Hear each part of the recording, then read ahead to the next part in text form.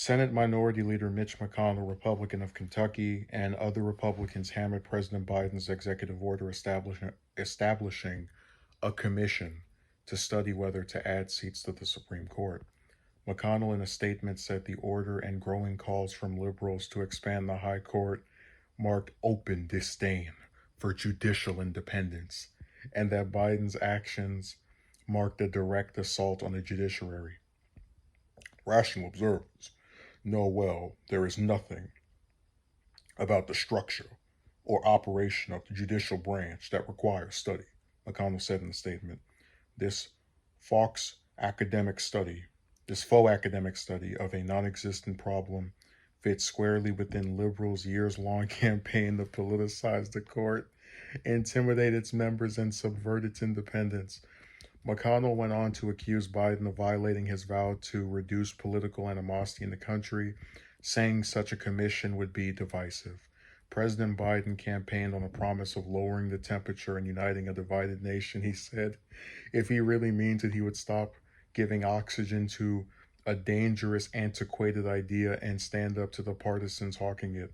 The rebuke comes after Biden announced the formation of the bipartisan commission, which will be chaired by former White House counsel Bob Barr, not the uh, not the awful Attorney General, and Christina Rodriguez, a former Assistant Attorney General. The GOP will mostly be made up. The group will mostly be made up of law professors and former officials who served under both parties. And I want you to keep that in mind when we address this. The commission will be made up of 36 members in all and has 180 days from its first public meeting to complete a report on its work. The commission's purpose is to provide an analysis of the principal arguments in the contemporary public debate for and against Supreme Court reform, including an appraisal of the merits and legality of particular reform proposals, the White House said in the release. The topics it will examine include the genesis of the reform debate, the court's role in the constitutional system, the length of service, and turnover of justices on the court, the membership and size of the court, and the court's case selection rules and practices. Biden said in October that he was not a fan of expanding the court.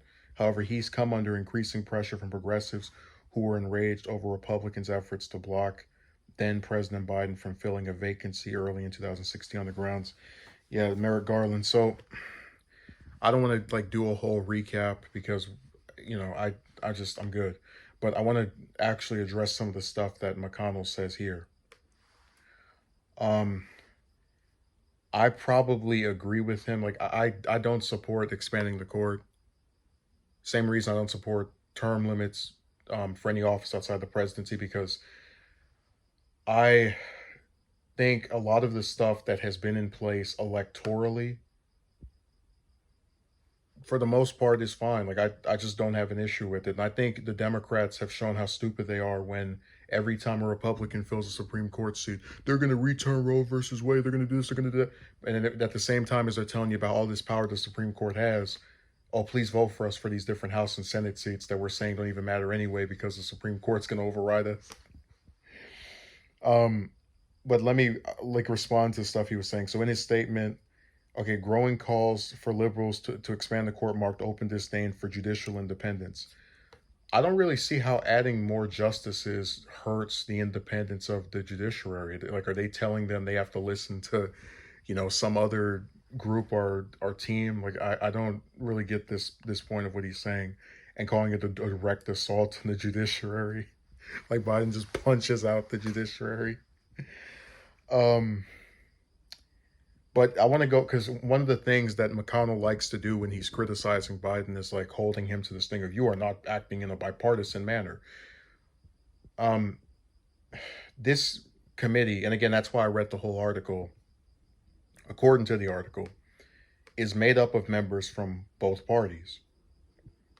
You can infer that there are members of both parties, which we know this to be a fact. There are members of both parties who support and oppose expanding the courts. You're more likely, apparently, to oppose expanding it if you're a Republican, but I don't see how you have a committee that has Democrats and Republicans that supposedly is just being this partisan thing.